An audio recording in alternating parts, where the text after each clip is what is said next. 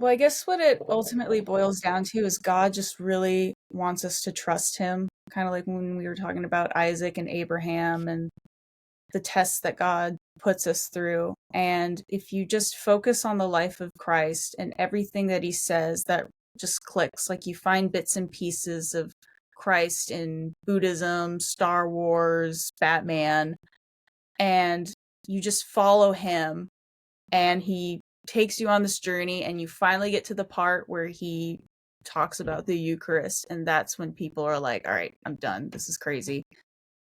But I love the way Saint Therese said it in her book, where somebody asked her, maybe it was her sister, like, why is God in a piece of bread? And she was like, because he can do whatever he wants.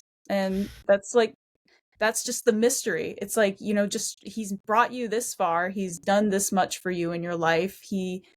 I can't explain, like, when saints come to me in a way, like when you talk to me about painting Muirgen and what I went through with that, like the journey, and now I'm talking to somebody else about painting Our Lady of Knock, who I've been seeing all over the place. Like, I can't explain that, but if he's done this much for me at this point, I'm just gonna, okay, yeah, that's you in that piece of bread, and I'm going to treat it with respect and trust that maybe someday I'll get to the point like those abuelas who are on their faces.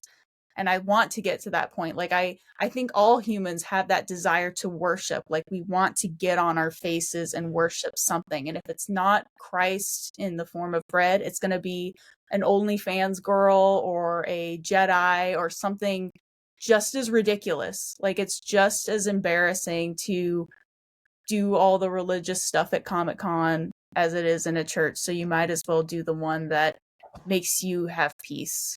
Because, I mean, if Buddha brought you the level of peace that I feel when I'm painting an icon, then I'd be like, okay, yeah, like we can talk about it.